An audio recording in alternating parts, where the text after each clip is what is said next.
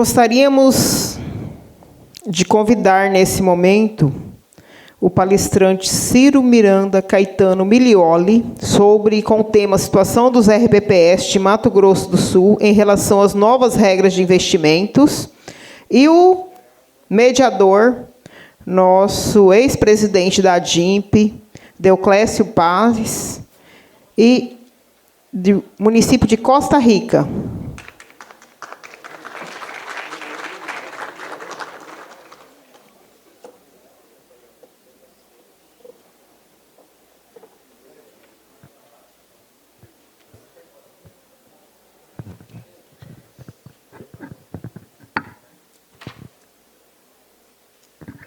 Muito bem. Bom dia a todos e a todas. Sejam muito bem-vindas. Ciro Miranda Caetano Milioli é auditor fiscal da Receita Federal, economista e pós-graduado em economia. Atua na área de regimes próprios de previdência social desde 2013, com atuação no acompanhamento, orientação, supervisão e fiscalização dos RPPS, especialmente na área de investimentos.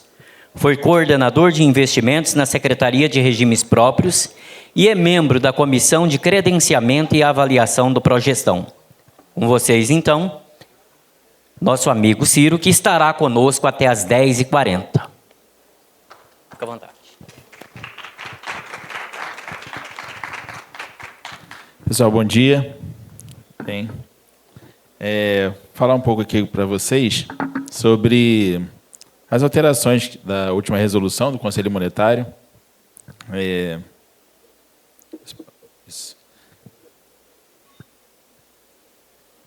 Vamos ver se fugiu aqui, se a letra...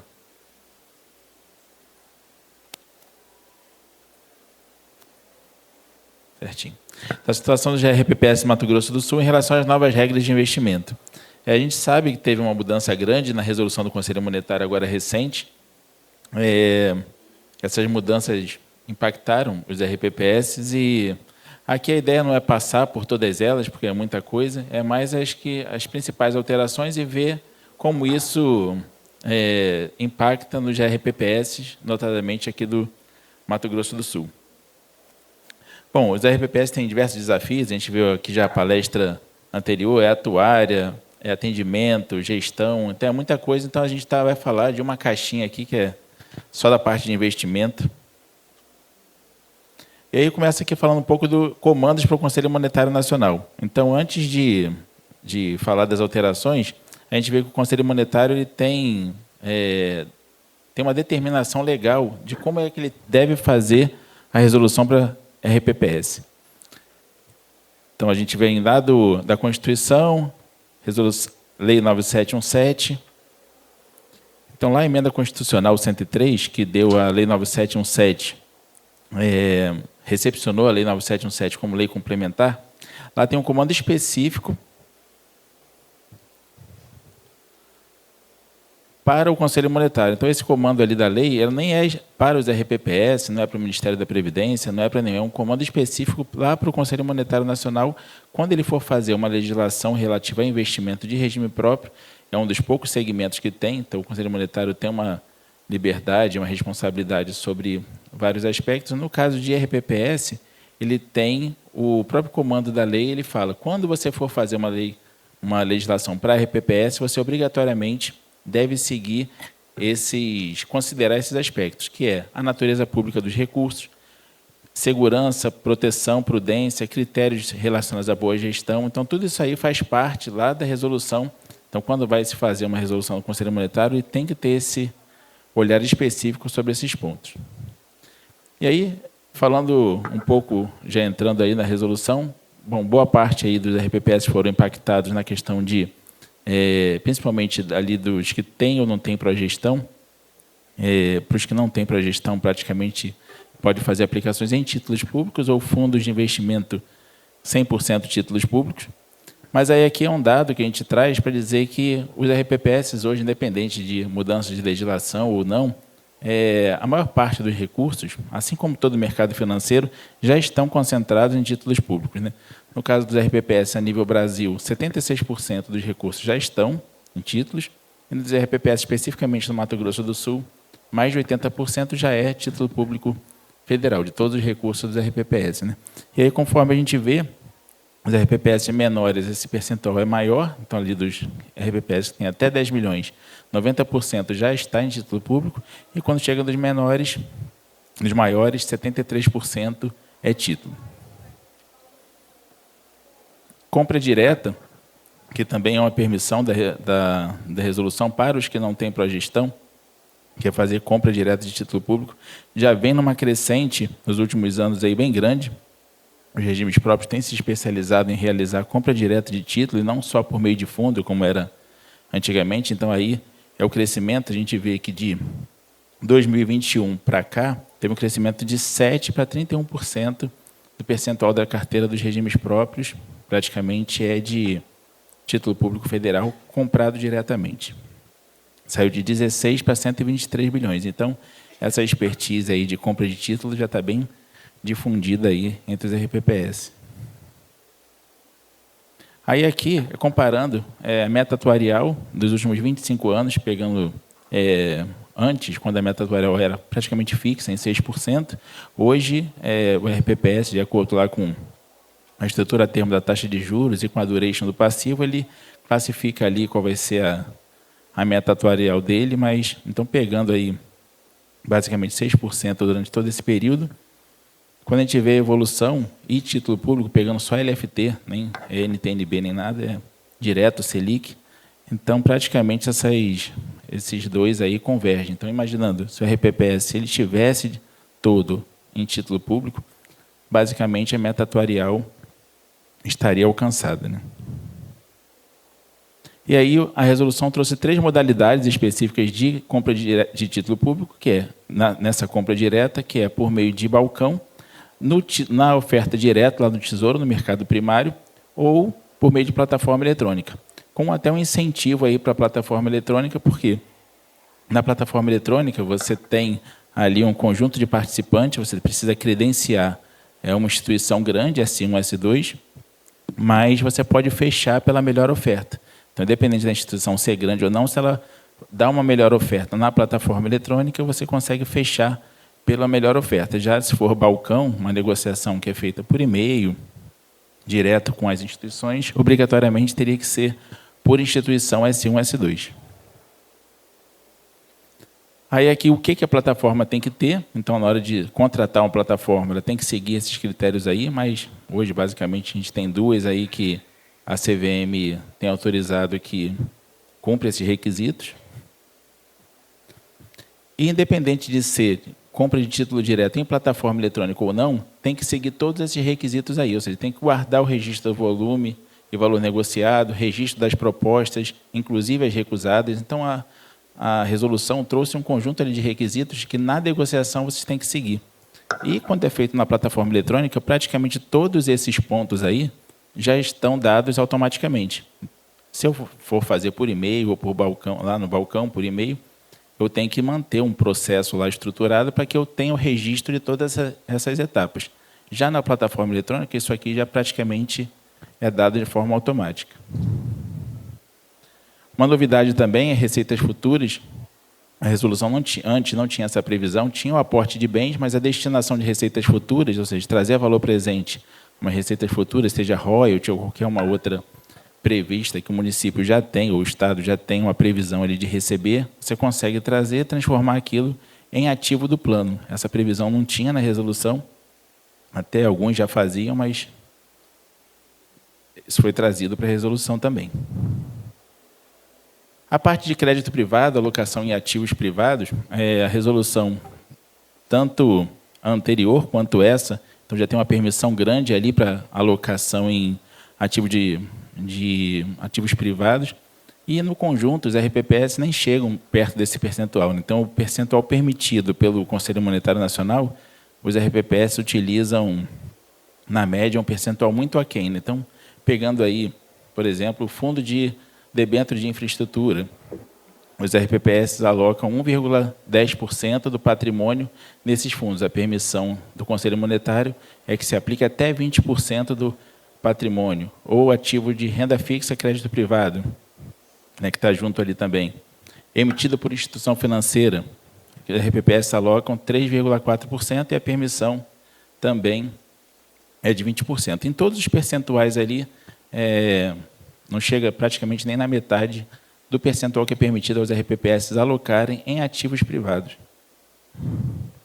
E, além disso, a resolução trouxe uma ampliação dos ativos de crédito privado que podem compor os fundos de investimento, que antes, aqueles 4 ali primeiro já eram permitidos na resolução anterior, e na resolução atual foi permitido ativo de securitizadora, então o fundo de investimento pode ter CRI e CRA, antes não podia, então isso aí já aumenta bastante a possibilidade de fundos de crédito privado, e ativos emitidos por companhia fechada. Então, pode ter uma limitada que emitiu uma debênture dentro de um fundo. Antes, os RPPS não tinham acesso a esse tipo de fundo e hoje passam a ter também. A gente ainda está levantando, mas acredita que a ampliação, só com esses 2 tipos de ativos, já se amplie pelo menos 500 fundos a possibilidade dos RPPS aplicarem. Renda variável, o que mudou na parte de BDR, ETF internacional. Na parte de investimento no exterior, está de marcadinho aí de amarelo. As outras partes aí que não estão marcadas é porque já era uma situação que vinha da resolução anterior, né? Então, de amarelinho é o que foi alterado. Então, antes era permitido até investidor qualificado e hoje também até em consonância lá com a RCVM 175, também é permitido para investidor em geral, inclusive RPPS.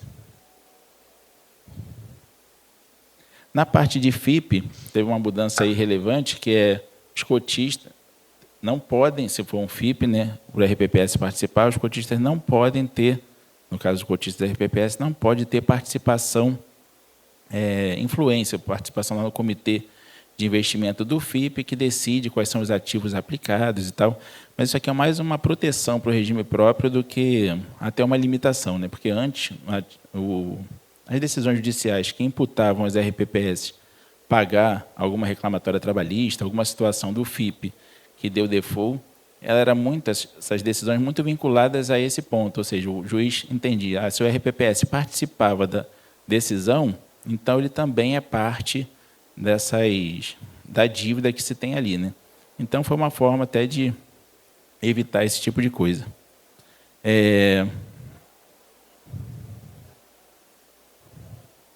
Fundos imobiliários aumentou também o percentual, aumentou para 20%, e uma situação que não tinha, lá anterior, antes da 4963, podia participar de oferta primária, depois foi fechado e agora voltou a poder participar já na primeira emissão de um FII. Então, antes o RPPS só podia comprar em secundário, o fundo já devia estar listado na Bolsa há mais tempo, e hoje ele pode participar, inclusive, na oferta primária do Fundo de Investimento Imobiliário. Outra coisa também, que na integralização, que a gente tinha um problema lá, que na integralização de imóveis para um fundo de investimento, o RPPS tinha que seguir o percentual de participação dos RPPS em determinado fundo, e não conseguia se juntar, às vezes 5, 6 RPPS dentro de um fundo, ou então o RPPS deveria ir para dentro de um fundo já em andamento. E aí, com essa permissão aqui, a gente passa a poder, o RPPS, ingressar num fundo mesmo com um percentual mais elevado, se ele ingressar com recurso de imóvel próprio. Limite de concentração por emissor, então teve essa mudança também, que antes a resolução dava uma permissão de se utilizar todo o percentual de aplicação em instituição financeira numa única instituição. Então, isso aqui veio, essa definição, no máximo 5% de um emissor privado, 2,5% se for uma instituição financeira classificada como S3 ou em diante, S4, e 5% se for uma instituição financeira grande. Então, a RPPS que for investir numa instituição financeira, ele não pode concentrar todos os recursos, aqueles 20%, numa única instituição financeira. Ele tem que, pelo menos, dividir aquele percentual em 4. Né? Limite de concentração em fundo emissor, os 5% e os 15% já tinha. O que trouxe de novidade é que o RPPS não pode ter mais de 10% do patrimônio líquido de uma instituição, mas é até difícil de alcançar, né? 25% de uma mesma emissão de ativo de renda fixa e 5% dos ativos de um gestor. Então, se o gestor lá tem uma gestão, um RPPS não pode ter mais de 5% dos recursos dele correspondente a tudo que aquele gestor gere, né? Isso aqui é uma situação que está sendo, a princípio, revista, que os fundos de investimento também não podem ser, hoje, exclusivos de RPPS. Então, os RPPS, no seu conjunto, eles não podem ter mais de 50% de participação em determinado fundo. A única exceção, que aí saiu uma nota, tem mais ou menos um mês e pouco, dizendo que se for um fundo, uma situação de master feeder, ou seja, eu tenho um fundo só de acesso a um outro fundo, esse fundo ele pode ter uma participação 100% de RPPS. A gente olha esse percentual dos RPPS lá no fundo master, não aquele fundo primeiro, aquela primeira casca que está captando os recursos do regime próprio.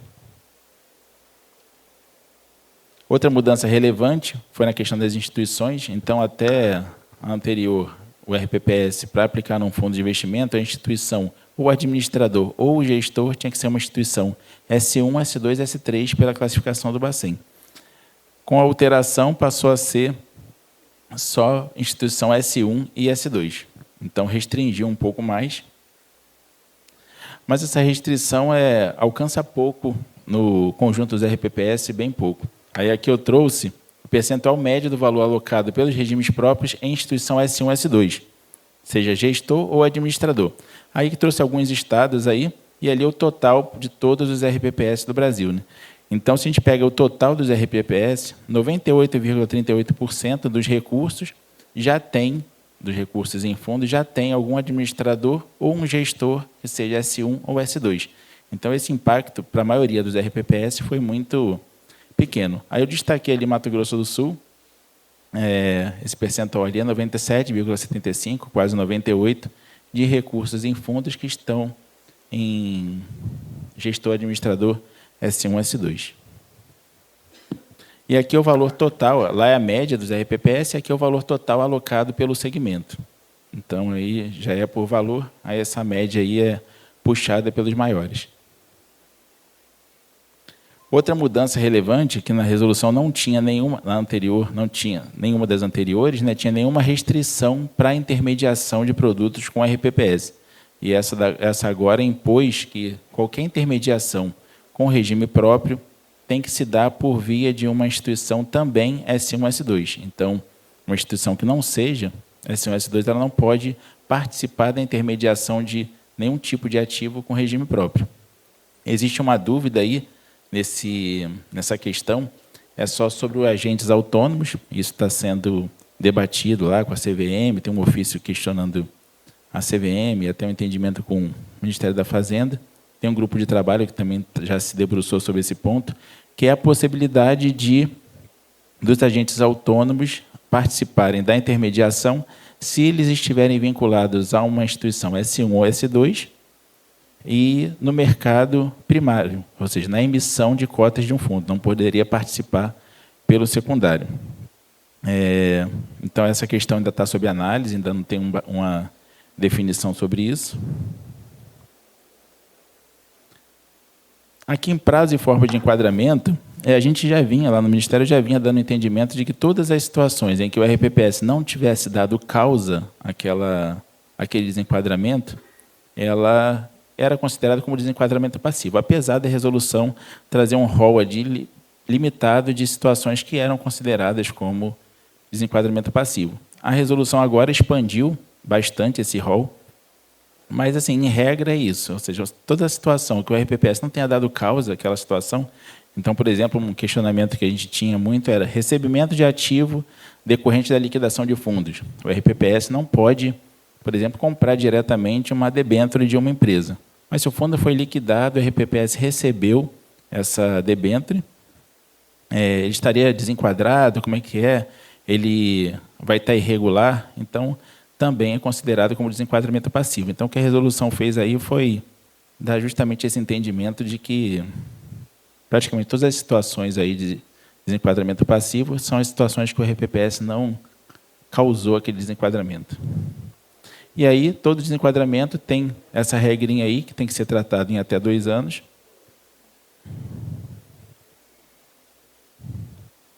E aqui um ponto que que impactou muito os regimes próprios, que é a questão do progestão, né? Então, os RPPS hoje que não têm progestão, ou têm progestão nível 1, ficaram muito limitados ali aos ativos que eles acessam, né? E aí o ponto principal aqui não é nem se eles vão ter acesso, mas como vão ter acesso, né? Então, a forma para terem acesso, no entendimento do Conselho Monetário Nacional, foi, para ter acesso a esse tipo de investimento, o RPPS tem que ter um processo, uma qualificação ali da gestão, registrada ali pelo Progestão, pela certificação, que tenha uma qualificação ali mínima para ter acesso a determinados tipos de investimento. Esse quadrinho aí já... nem vou passar por ele, está mais do que divulgado, mas basicamente é isso. Então, esse quadro ali diz ali, dentro de cada um, então tem ali o tracinho, que é o 0, quem não tem progestão, N1, 2, 3 e 4. Quem tem nível progestão nível 4, claro, pode acessar todos os tipos de ativos que a resolução já permite. E conforme vai diminuindo o acesso dele, o nível dele de progestão, ele vai tendo menos acesso. A própria resolução do Conselho Monetário trouxe alguns pontos que devem ser aprimorados lá no programa, e já está se pensando nisso. E aí aqui, a carteira dos RPPE, do conjunto dos RPPS, pelo tipo de progestão, se ele tem ou não, e pelo tipo de ativo. Aí deixar esse quadrinho aqui para vocês, já pegando como exemplo, ali é fundo 100% título público. Então, ali, os RPPS que não têm progestão, que é o 0, vocês estão na frente aqui, os RPPS que não têm progestão, que é a linha 2 ali, ó, 47%, 47,91% dos recursos estão em fundos 100% título público. Os que têm nível 1, 29%, nível 2, 22%, nível 3, 9% e nível 4, 12% dos recursos. No total dos RPPS, 29% dos recursos estão em fundos 100% título. E aí vem para todos os tipos de ativos. Se a gente pegar lá a FIP, vou botar o FIP, só tem acesso à FIP pela resolução quem é progestão nível 4.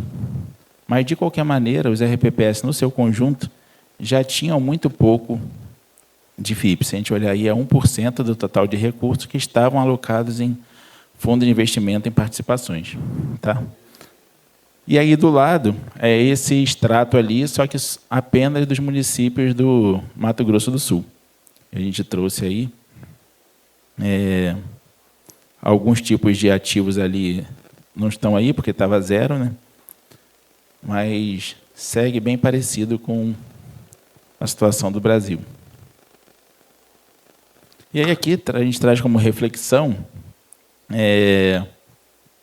para os RPPS que não têm progestão, né? Se a gente for olhar, às vezes a gente pensa assim, o programa, eu tenho que me certificar, tenho que chegar num progestão nível 3, nível 4, é custoso, depende do ente também, algumas ações dependem lá do ente municipal ou estadual, para eu poder ter acesso. Mas se a gente olhar ali o progestão, as ações do nível 2, não são ações tão difíceis de se alcançar, então eu trouxe ali uma listinha das principais. Então, por exemplo, a diretoria executiva, basta cumprimento dos requisitos legais. Não é nada. O comitê de investimento, a exigência lá é um mínimo de 3 membros efetivos ou comissionados. Então, se a gente pegar a listinha, às vezes a gente acha até que é um bicho de 7 cabeças, mas se a gente pegar a lista do que tem que ser feito para se alcançar o nível 2 do progestão, não são ações que demandam um esforço tão grande. Se a gente lê ali, provavelmente todos os RPPS, boa parte delas vocês já fazem, todas elas. Então, é um ajuste ou outro para conseguir essa certificação. E uma vez conseguindo, esse quadro aí do lado, ele mostra o percentual de recursos dos RPPS, isso hoje, que já estão em ativos que o nível 2 permite o acesso. Então, no Brasil, 98,1% dos recursos dos RPPS já estão em ativos que, se você alcançar o nível 2, você teria o mesmo acesso. Então, praticamente, alcançando o nível 2 do progestão, fica 2% ali dos recursos que hoje os RPPS não têm acesso, que eles continuariam sem ter. Para aí, sim, para alcançar esses aí, teria que atingir o nível 3, o nível 4, mas praticamente 100%, só de alcançar o nível 2, vocês já conseguem ter acesso a praticamente todos os ativos que hoje os RPPS já aplicam. Aí aqui, falando um pouco do Progestão, que é composto aí por todos os tribunais, tem participado do Tribunal de Contas, do Ministério, das associações de RPPS. Desde a resolução, desde lá de trás, 2018, ele já tem uma influência na questão dos investimentos, então já faz parte da resolução do Conselho Monetário. O que se fez agora foi uma mudança estrutural, ou seja, ao invés de ter acesso a determinados níveis em percentuais, se mudou para ter acesso ao próprio tipo de ativo. E no grupo de trabalho, esse que eu comentei antes, está sendo pensada, já até tem uma proposta, inclusive, já para o Ministério trabalhar em cima dela, que é uma regra de transição, ou seja, o RPPS que queira, essa regra de transição basicamente são 3 pontos. Então, o RPPS que tenha feito adesão ao Progestão, ou seja, ele mostrou interesse em aderir, ele tem um gestor certificado e ele esteja regular na questão de investimento. Ele, pegando esses 3 pontos, ele vai ter, nesse período em que ele se estrutura para ter acesso ao nível 1, nível 2, ao nível 3 ou 4 do Progestão, ele ter acesso aos investimentos nessa regra transitória. Aí, falando um pouco do Progestão, mas passar aqui até mais rapidamente. E aí aqui só mais um ponto sobre a questão da cobertura previdenciária, que às vezes a gente muito se apega aos investimentos e aí não vou alcançar a meta atuarial e tudo mais, porque agora não tenho acesso a outros tipos de investimento. E no caso dos regimes próprios, um ponto aí importante da gente fazer essa reflexão é justamente sobre a cobertura também previdenciária, né? A cobertura do déficit atuarial. Então, muitos RPPS não têm ainda recurso que não cobre ainda os benefícios concedidos, né? Então, aí, pegando ali como exemplo, 411 RPPS no Brasil, ou seja, cerca de 20%, não tem 10% dos benefícios concedidos. Então, não é nem benefício concedido, é concedido, não tem 10% concedido. Então, para esse RPPS, ele pode alcançar uma rentabilidade absurda, ter o melhor gestor do mundo, alcançou uma rentabilidade bem alta, o impacto que isso vai ter para o RPPS dele é pequeno, né? Porque o recurso dele é pouco representativo diante do déficit que ele tem. Então, a questão do alcance da meta atuarial tem que ser vista também no contexto da situação previdenciária e atuarial do próprio regime. Aí o déficit veio crescendo até 2019, ele triplicou, né, de 2012 até 2018, começou a voltar um pouquinho e agora, em 2023, voltou a crescer dos municípios. Outro ponto também, que a gente aqui, a resolução, ela dá 2 anos para os RPPS manterem os recursos onde eles estão, não precisa mexer no recurso. Então, imaginando que esses recursos foram aplicados com uma visão de longo prazo, ou seja, foram aplicados para se manterem mesmo, a gente está falando aí de recursos novos que entram no regime próprio todo ano, pegando o último ano aí, é cerca de 5 bilhões que entra de recurso novo no regime próprio, o que representa 1,5% dos recursos já acumulados. Então, também nesse período aí de adaptação para se alcançar o Progestão, a gente está falando simplesmente dessa parte de recursos que entra de recurso novo, ou seja, a diferença entre receita e despesa, que não é tão representativa no volume dos RPPS. Aqui o último ponto, falando também da profissionalização, a resolução do Conselho Monetário não trouxe nenhuma mudança em relação a isso, trouxe mais a questão de implementação no programa lá do Progestão, e aí mostrando a situação como está os RPPS. Até lembra da regra transitória que eu falei ainda agora, ela vem em cima disso também, os RPPS que têm uma gestão com um nível mais avançado, eles vão conseguir, durante esse período, ter acesso a mais tipos de investimento. Então, ali, o gestor de recursos no Brasil, ali é Brasil, aquele de baixo, e ali tem Mato Grosso do Sul destacado ali. Então, no Brasil, 9% dos gestores não têm certificação, né? Aqui, no Mato Grosso do Sul, é bem baixo, 2%. Que tem certificação básica, 46%, aqui no Mato Grosso do Sul, 44%. Intermediário e 7% que tem certificação avançada. Então, aqui é importante que o gestor de recursos caminhe nessa direção, e ali é o percentual de membros do comitê, também sem certificação, certificação básica, intermediária e avançada, né? Então, quanto mais gente com conhecimento na RPPS, melhor. Por fim, a última ação aqui, que está sendo gestada lá no Ministério, que é um guia de boas práticas de investimento, que vai ter participação dos tribunais, dos regimes próprios, por meio das associações, que é um guia para servir não só principalmente para os RPPS, para ter um balizador ali de ações. Então, imaginando um RPPS, um gestor que acabe de chegar, ou então até mesmo o Conselho Fiscal, o Comitê de Investimento, ter ali ações práticas do que seria uma boa gestão, né? Então, está se trabalhando em cima disso. Por fim, obrigado pelo tempo aí de vocês. Aí fico aberto aí a perguntas, tá bom?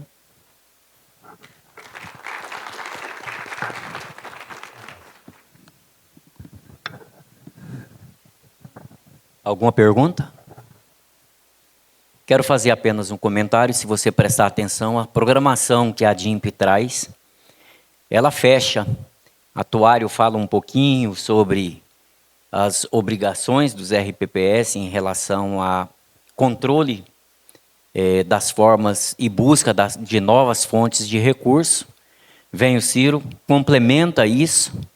Quero chamar a atenção também dos senhores e senhoras para que toda a atitude tomada pela equipe do RPPS, antes da atitude, motivação, por quê, por quem e como.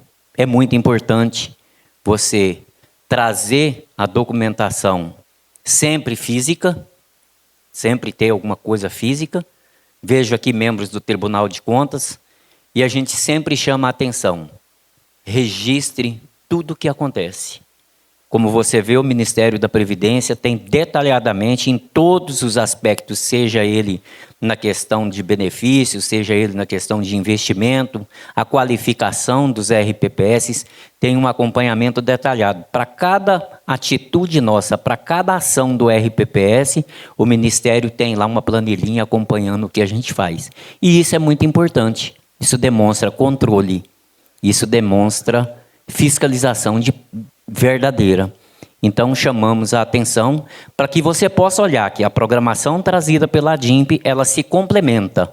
Então, não perca nenhum momento das nossas apresentações. Muito obrigado. Muito obrigada ao nosso palestrante, ao nosso mediador. Gostaria de convidar o João, nosso colega João, para fazer a entrega do mimo para o palestrante, uma lembrança do Mato Grosso do Sul. E em seguida, pessoal, nós vamos para o coffee break, tá? 20 minutos só.